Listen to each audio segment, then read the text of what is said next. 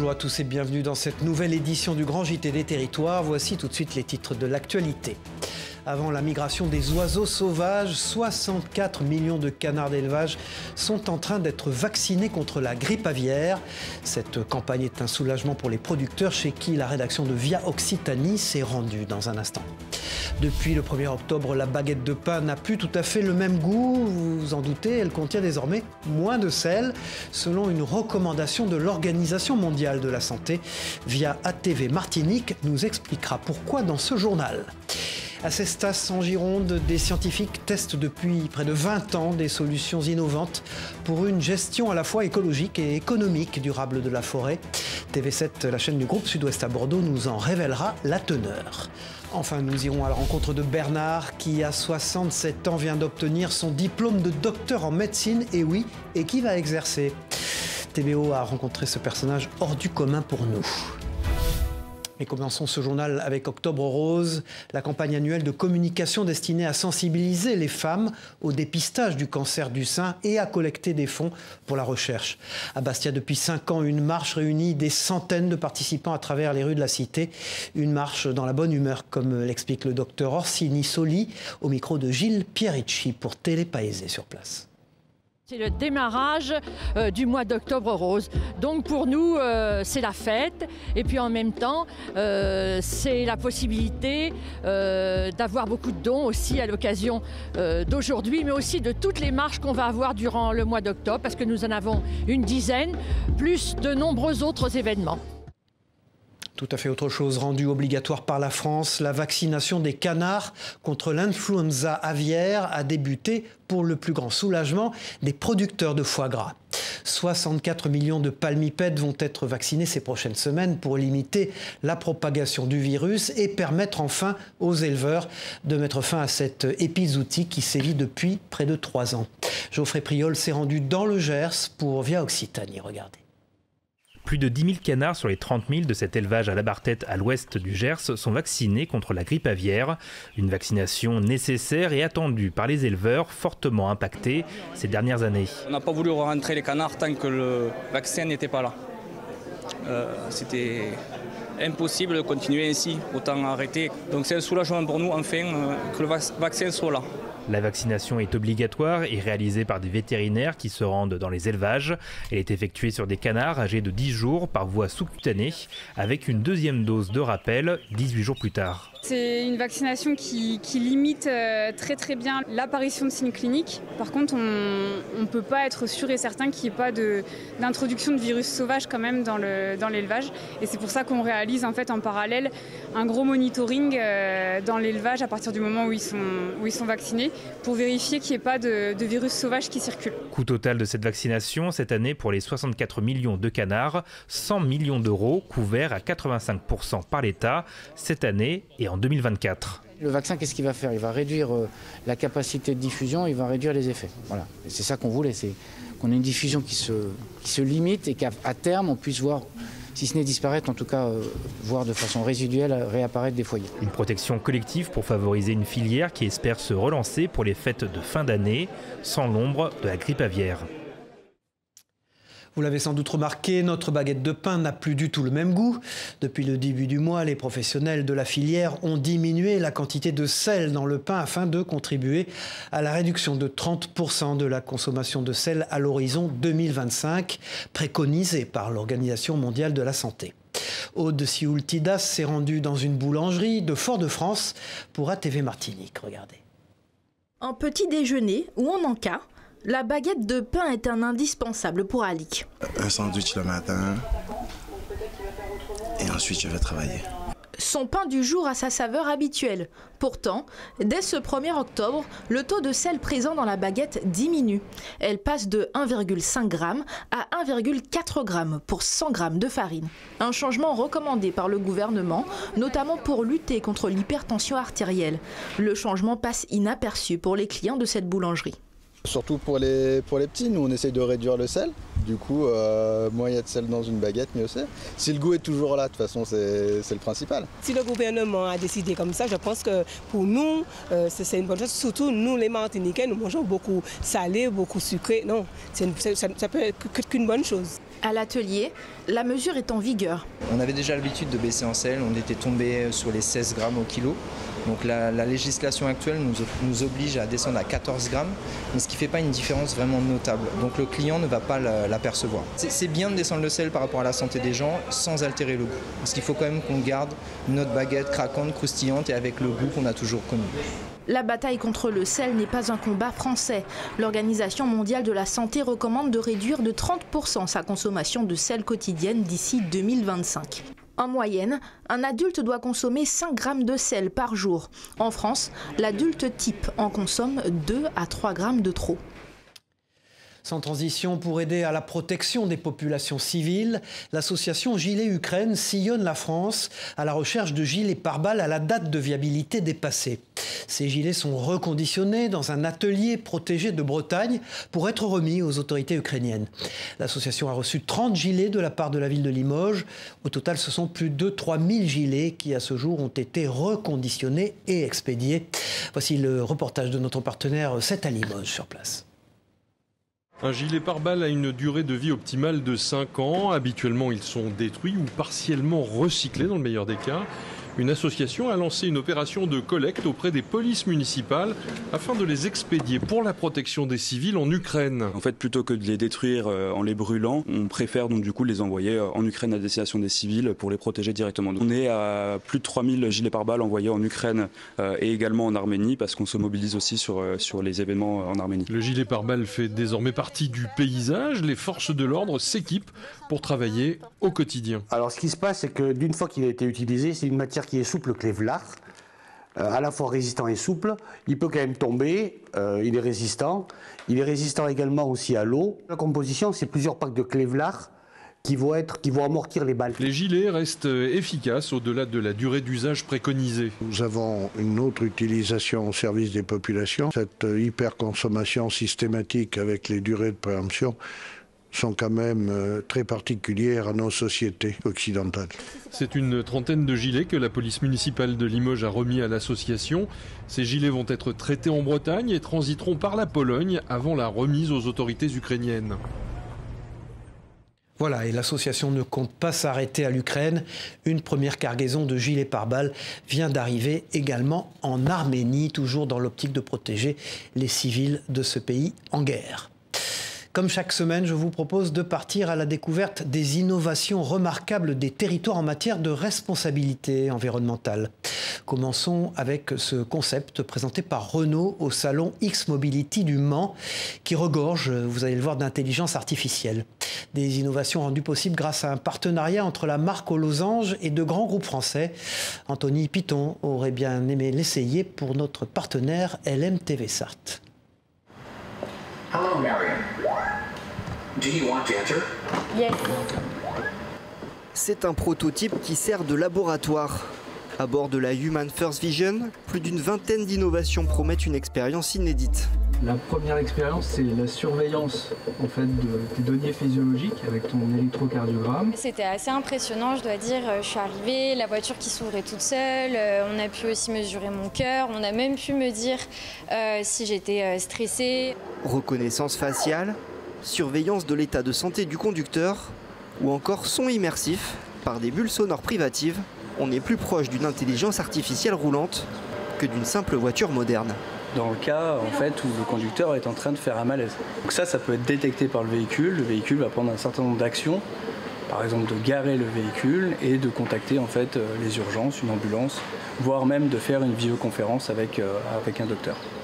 La Human First Vision restera un concept car, mais ses fonctions seront reprises dans les futurs modèles Renault. On a voulu démontrer l'écosystème, qu'il fonctionnait, et puis montrer que cet écosystème il était capable d'amener des produits, des services dans la mobilité de demain. Et on aura dès 2025 un certain nombre des innovations qui apparaîtront dans des véhicules de série. Bon nombre des technologies du prototype pourraient donc un jour faire partie du quotidien. Voilà, ces technologies mises en œuvre ont pour ambition, vous en doutez, de diminuer l'impact carbone des véhicules du futur. Trouver des solutions innovantes, c'est aussi l'ambition des scientifiques qui testent depuis près de 20 ans des solutions innovantes pour une gestion à la fois écologique et économique durable de la forêt en Nouvelle-Aquitaine. Dominique Parmentier du groupe Sud-Ouest s'est rendu à Cestas en Gironde pour TV7. Regardez.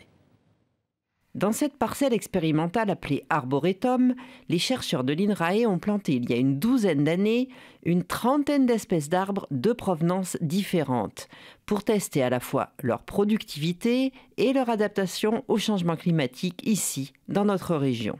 C'est des cyprès sains, donc on voit que ces espèces-là ne sont pas adaptées justement à cet environnement. On voit déjà plusieurs sujets morts. On voit ici tout en haut une descente de cimes très très nette. Quant aux eucalyptus, s'ils ont poussé ici plus vite que d'autres espèces, une autre expérimentation consiste justement à mélanger les essences en introduisant des essences plus méridionales, mieux adaptées aux fortes chaleurs et à la sécheresse. Ici, sur cette parcelle conservatoire, on travaille sur l'amélioration génétique du pin maritime. Il faut savoir que c'est une espèce qui détient une très grande diversité génétique. Chaque population de pin maritime s'est adaptée pour des environnements très différents.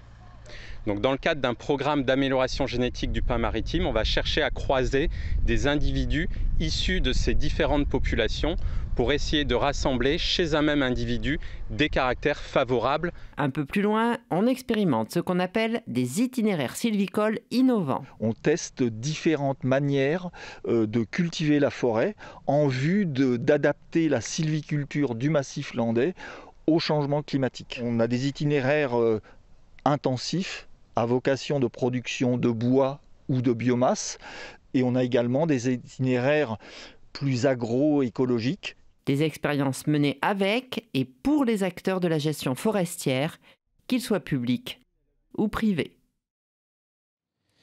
À l'heure où la filière textile vosgienne se cherche un avenir, le centre d'essai textile lorrain, installé à Épinal depuis une vingtaine d'années, s'avère être un atout pour imaginer et lancer de nouveaux produits.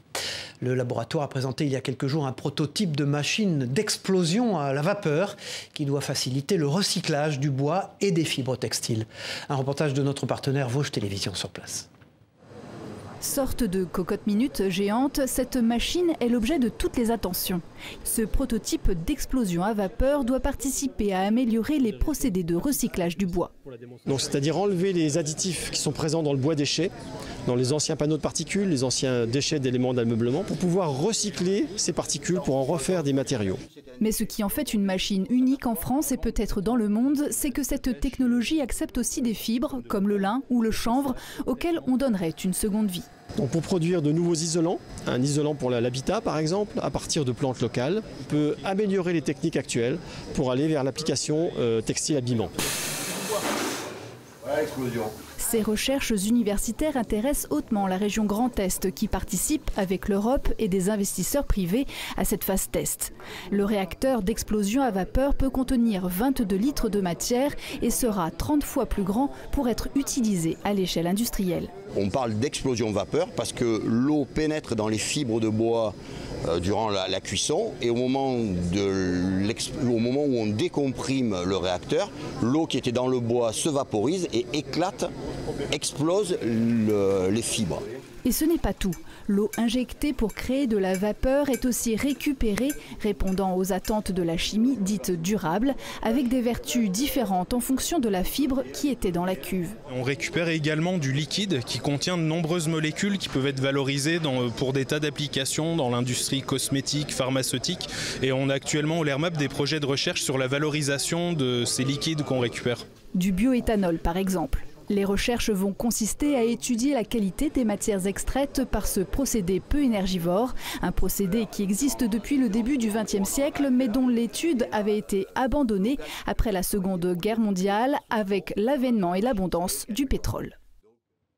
Phénomène expliqué ou inexpliqué, en Champagne, les Rémois ont eu la surprise de voir apparaître de longs filaments un peu partout dans le ciel avant de finir au sol. Intrigué, Antonin L'Huillier est allé poser la question à un spécialiste de la nature pour le journal de l'Union. Et sa réponse est étonnante. Écoutez. Ce drôle de phénomène s'appelle le ballooning. Il s'agit d'un moyen de locomotion aérien pour les petites araignées. Afin de se lancer, elles lèvent leur abdomen, expulsent un fil et utilisent les courants d'air chaud, parfois sur plusieurs kilomètres. Mais alors, pourquoi en ce moment nous avons posé la question au Rémois Alexis Bourgeois, trésorier de l'association Mission Spider. Il nous précise que l'automne est une période très active pour les araignées avec de nombreux déplacements, notamment pour se reproduire. Et si vous êtes arachnophobe, pas d'inquiétude, ces araignées ne mesurent que 2 à 3 mm. Une page économie dans ce journal, le coût de la vie peut être un frein à l'implantation de fonctionnaires dans certains territoires. Depuis des années, des élus haut-savoyards réclamaient une indemnité pour faire face au coût de la vie dans certains départements limitrophes de la Suisse. Le gouvernement a finalement décidé de l'octroyer aux fonctionnaires qui travaillent dans 62 communes de la Haute-Savoie et de l'Ain. Les précisions du ministre de la fonction publique au micro d'Emmanuel Jo, notre partenaire 8 Mont-Blanc. Je crois qu'on vient répondre à une problématique particulière et au fond, c'est une mesure de justice que je suis venu annoncer aujourd'hui. Elle a un coût financier, 25 millions d'euros, qui sera assumé. Ces 25 millions d'euros qui seront donnés en pouvoir d'achat aux 29 000 agents de la fonction publique dans 62 communes. Mais c'est un outil supplémentaire donné aux employeurs pour regagner en attractivité et, in fine, rendre le service public. Je vous propose maintenant de parler éducation et de confirmer ce vieux proverbe « La valeur n'attend pas le nombre des années ». 30 ans après avoir abandonné ses études de médecine pour des raisons financières, Bernard Pinault a repris son parcours universitaire et vient d'obtenir son diplôme. Maël Delmure l'a rencontré à Brest pour TBO et c'est étonnant, regardez. T'es même pas mort, t'es venu à la thèse. Voici les premiers mots de Bernard Pinault à sa mère, qui a dû attendre 67 ans pour voir son fils devenir médecin généraliste. Ce jeudi, le jeune nouveau médecin passait sa soutenance à l'université de médecine de Brest avant d'être diplômé. J'ai une partie âge normal, études jusqu'en 6e année, un petit arrêt de 30 ans, et puis ensuite reprise. Parce qu'entre-temps, ils avaient inventé le scanner, ils ont inventé l'IRM, ils ont inventé l'échographie, ils ont inventé des nouvelles thérapeutiques. Après une rapide délibération, le jury a décerné la mention la plus élevée possible à Bernard Pinault. Le médecin souhaite maintenant exercer à temps partiel sur l'île de Sein, en remplaçant un mois sur 2 la docteuresse sur place. Une bonne nouvelle pour l'île de Sein, dont le maire attend déjà avec impatience son nouveau médecin généraliste. Une île sans médecin ou infirmière, c'est une catastrophe. Donc on est très content si une solution est trouvée en remplacement du docteur Mastias, dont on regrettera le départ. Mais pour le moment, l'île de Sein va devoir tout de même attendre début novembre pour voir débarquer sur ses terres le nouveau médecin. Éducation encore, chaque année en France, ce sont 100 000 jeunes qui sortent du système scolaire sans diplôme. Alors pour y remédier, l'école des 15, c'est son nom, mise sur un concept ambitieux, l'intégration par le sport. Alors c'est autour des valeurs du rugby que les élèves apprennent le dépassement de soi, le respect, le goût de l'effort aussi. Un reportage de Nathan Vacher pour TL7 dans la Loire. L'école est terminée pour aujourd'hui, mais ses élèves retournent en cours. L'école des 15 est née en 2013 à Aix-en-Provence. Elle est arrivée en mars 2022 à Saint-Étienne et accueille aujourd'hui 40 jeunes du CM2 à la 3e dans le but de lutter contre le décrochage scolaire. C'est mieux, on peut rire et on est moins nombreux, genre on peut poser des questions et tout, on peut parler et tout, c'est mieux. Je suis fière parce qu'on est dans comme une salle à 5 ou à 4, donc c'est plus simple pour nous de faire les devoirs, de faire le soutien. Ces élèves viennent au minimum 12 heures par semaine sur leur temps périscolaire. L'après-midi est divisé en 3 temps, autour desquels des échanges ludiques, du soutien scolaire et 2 heures de rugby sont observés pour pouvoir au mieux accompagner l'enfant dans un cadre de proximité. Pour le coup, c'est très enrichissant parce qu'on a autant de jeunes que de profils différents. On a une relation assez particulière avec eux puisqu'on n'est pas l'éducation nationale, on n'est pas la protection de l'enfance non plus. On est des personnes qui leur tendent la main et on leur dit à chaque fois on te tend la main, si tu la veux pas, ce sera un autre qui va la prendre, mais pour le coup on croit en eux. Avant le goûter, tous au vestiaire. Direction le stade de Janon pour frapper le ballon ovale. Avant d'entrer à l'école des 15, certains n'avaient jamais joué au rugby. Je connaissais mais je ne savais pas jouer. On court, on parle, c'est bien. L'activité sportive a été déterminée pour ses valeurs. L'école des 15 met en avant l'idée d'apprendre de ses erreurs, de progresser dans la difficulté, mais surtout d'aller de l'avant en équipe, que ce soit dans la salle de cours ou sur le rectangle vert. Sport et éducation, eh bien Régis Henry les a toujours conjugués avec bonheur. Il fêtera ses 100 ans en février prochain. Si les années ont passé, la passion est toujours intacte pour ce supporter de la première heure. Instituteur, il a été le témoin privilégié de l'histoire du football local. Comme chaque week-end, il était bien sûr de la partie pour la rencontre opposant l'Estac à Auxerre. Et notre partenaire de Canal 32 l'a accompagné au stade de l'Aube. Regardez.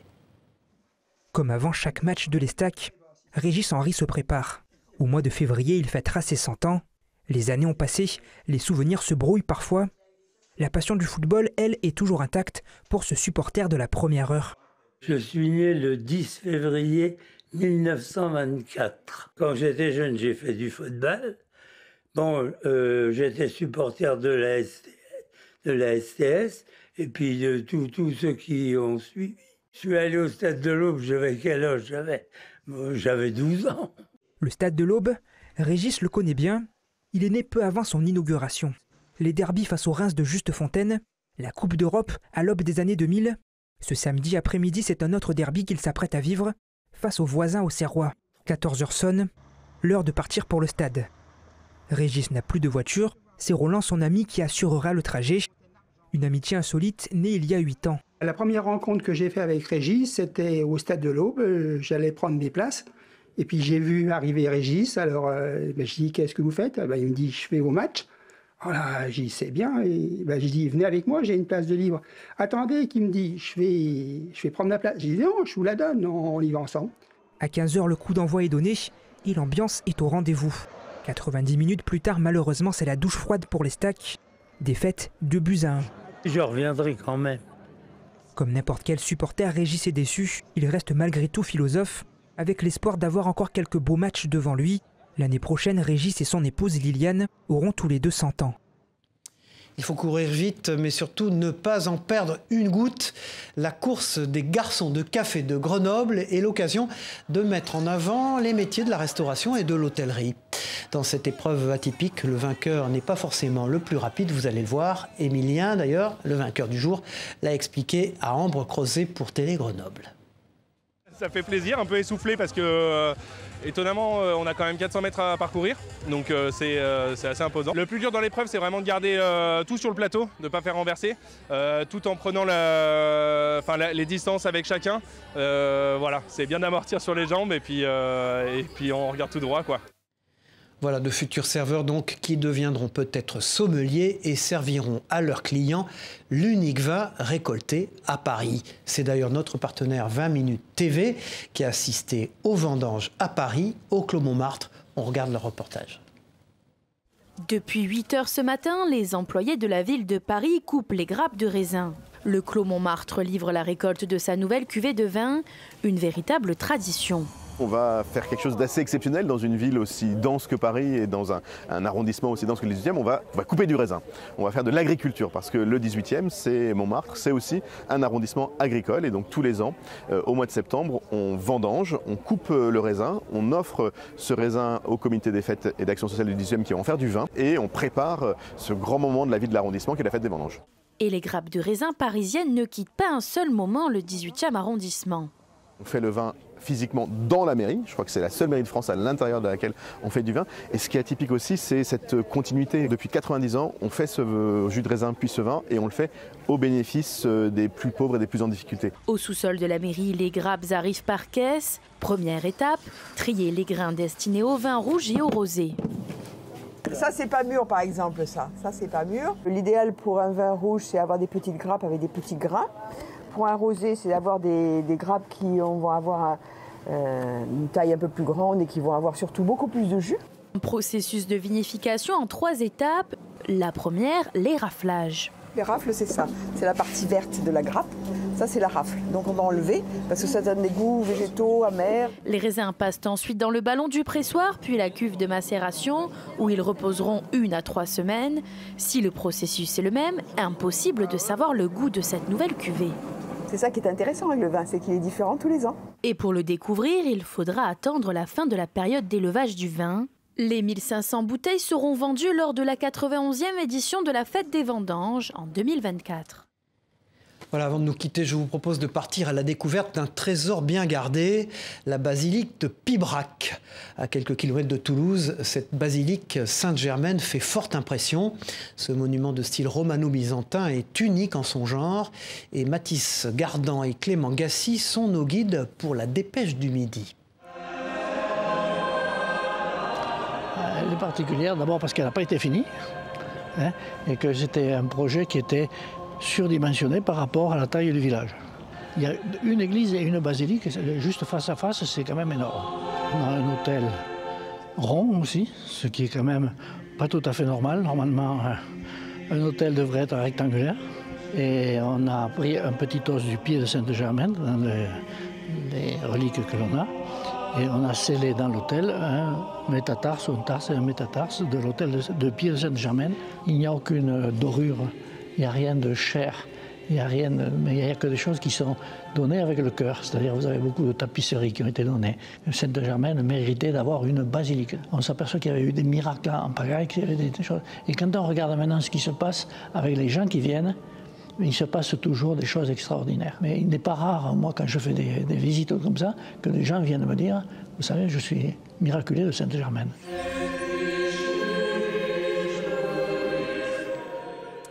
Voilà, c'est la fin de cette édition. Merci à vous de l'avoir suivi. On se retrouve très vite pour une nouvelle édition du Grand JT des Territoires. Au revoir à tous.